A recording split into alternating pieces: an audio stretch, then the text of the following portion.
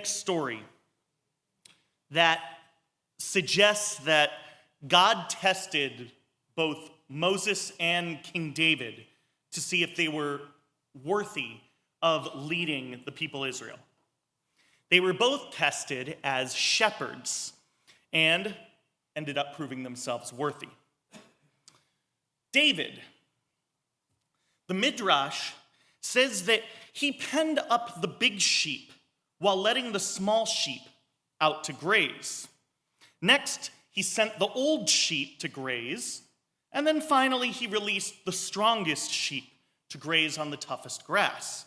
And when God saw this, God remarked, "Whomever knows how to lead the sheep to pasture, each according to its needs, let him come and shepherd my people."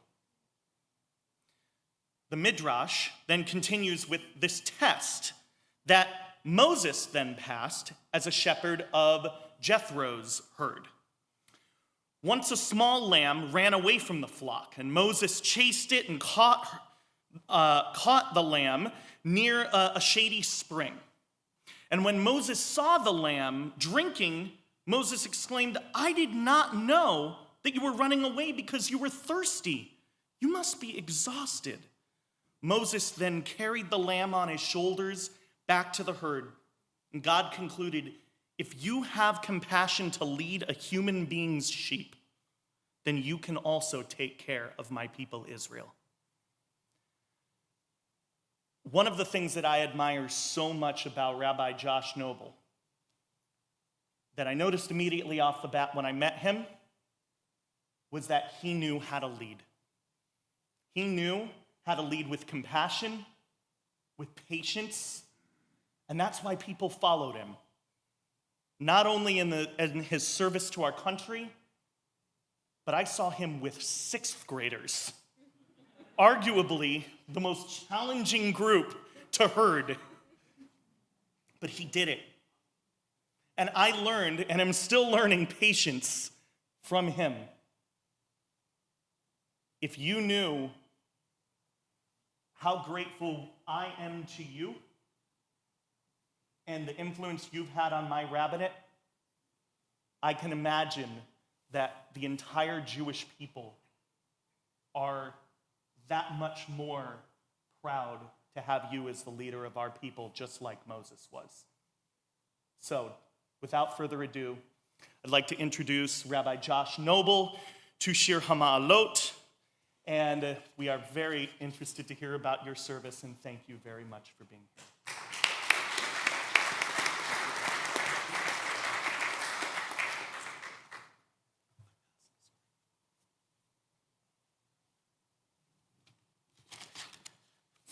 I hope this is recorded somewhere because I want to play that for my wife. It is. I kid. Thank you so much. I don't think I've ever been so, I'm verklempt. Sorry. Of course, that helps too.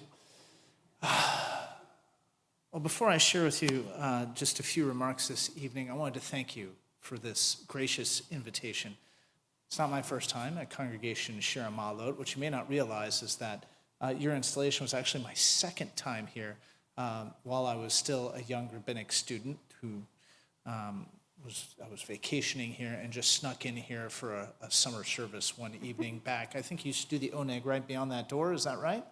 Okay, so this has always felt like a wonderful congregation, a haven. It's a little too bad that I have to quarantine when I go back home for 14 days before I can see my wife and children.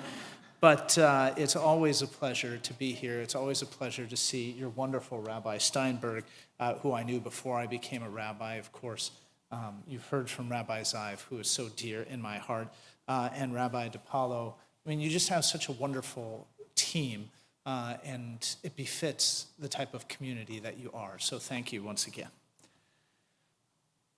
I was thinking about what I wanted to share with you tonight, and a friend of mine suggested that from her perspective, a lot of people really want to know how to best honor our veterans. And as I thought about her question, I couldn't help but think of something that happened during my time in Fort Gordon, Georgia, when someone began passing an article around from a local newspaper which contained a rather sarcastic complaint from a civilian resident near the local Air Force base.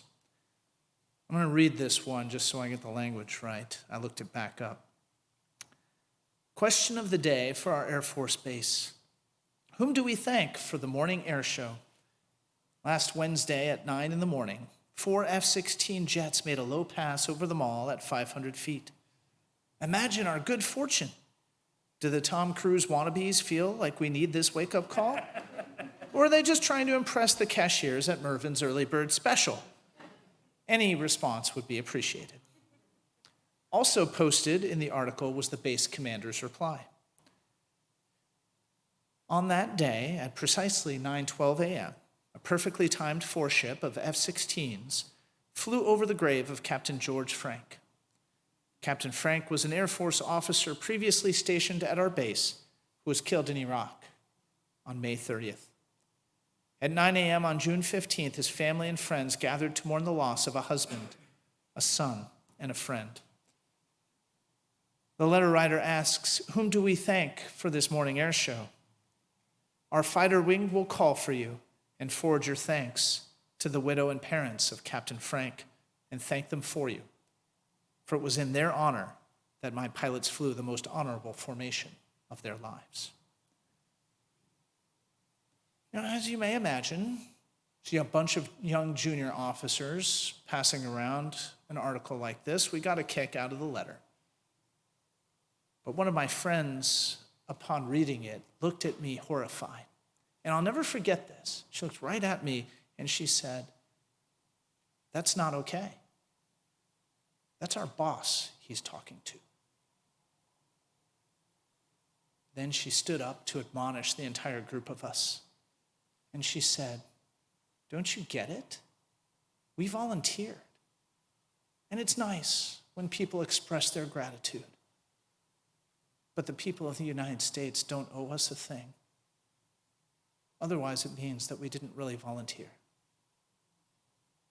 Now, the men we honored this evening do not fall into that category, because there certainly was a time when you might end up in the United States Army or the United States Air Force, the United States Marine Corps, the United States Navy, or even the United States Coast Guard, because your number was called.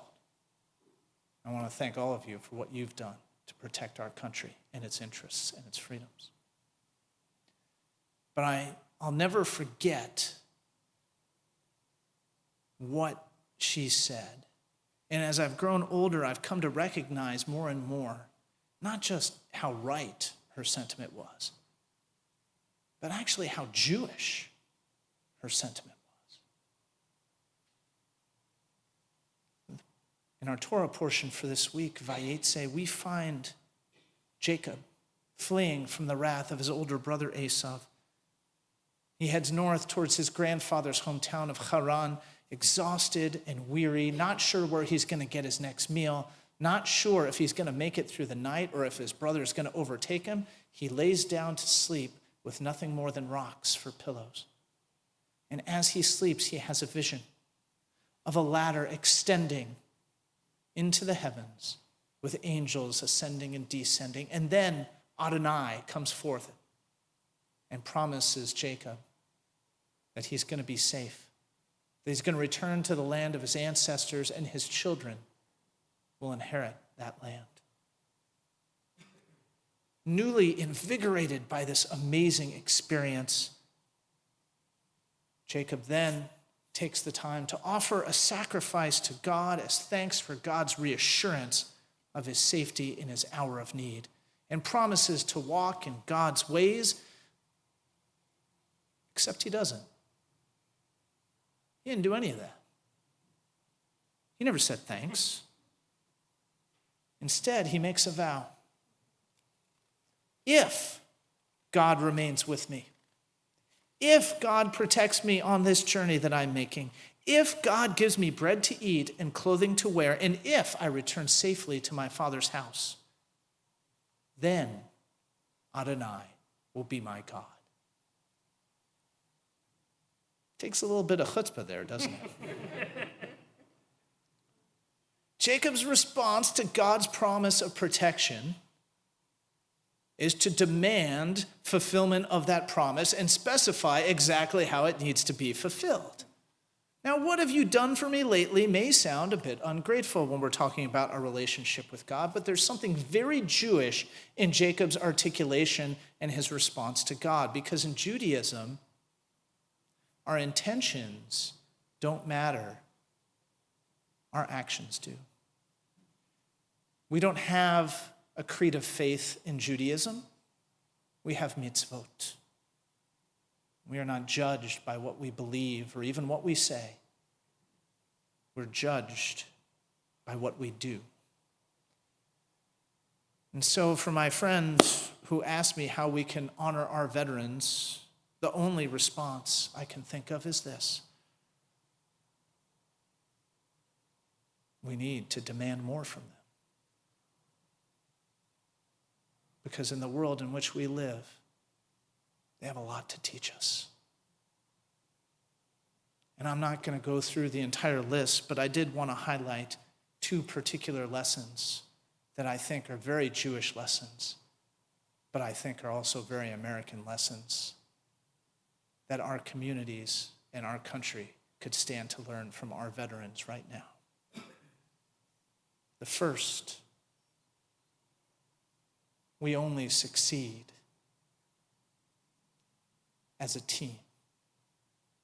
The mission comes first.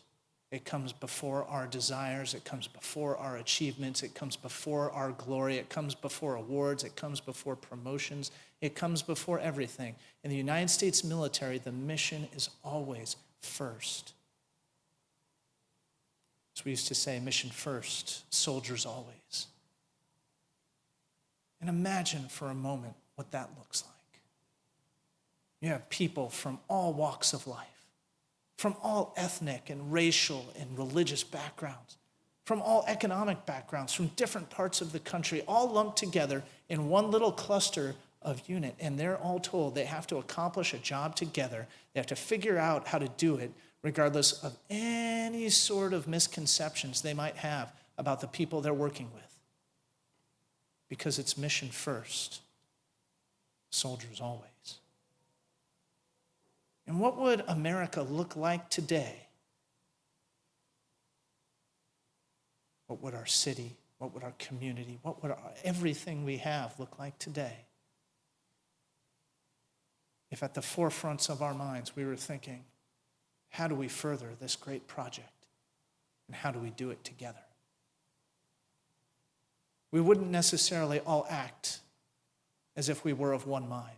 We didn't do that in the Army, I can assure you. Maybe in the Marines. I kid. But we did have to broaden our minds. And we did have to open up our hearts to people who came with different experiences. And we had to open our hearts to new ways of thinking. Because whatever got the mission done best, that's the idea that won the day. It didn't matter who it came from. Number 2, leave no one behind. Even in basic training, where you're just learning how to run for the very first time, or at least I did, you can bet we had to wait for the slowest person. And usually we had to run back to get them, because you only succeed or fail as a team. Leave no one behind. It's such a simple idea, and yet for some reason, when we get back to the comforts of regular everyday life, it's so easy to forget. There are so many people who are suffering, some of them veterans themselves. They need our help. They need our compassion. They need our understanding. They need us to run back. And that's okay. Maybe they shouldn't have been drinking the night before the big run. We still ran back for them anyway. drill sergeant would not have it any other way. And neither should we. Because in a country as great as ours, we can all succeed together. And so, on this Veterans Day, really Veterans Day was yesterday, on this Shabbat, I'm going to ask you for a favor. The next time you see a veteran in your life, thank them for their service. We do appreciate it. It's just very kind. But ask them what they learned. Ask them what they're doing to share it with the world. Ask them what they're doing to take those powerful experiences they had and still make our country better, because we need it. And I guarantee you asking those questions will build a platform. It will not just enrich them, it will enrich you for the better as well. I wish you all a wonderful Shabbat. May this Shabbat bring you peace and solace. Thank you so much. Beautiful, guys. Thank you so much. Beautiful, brother. That was really stunning.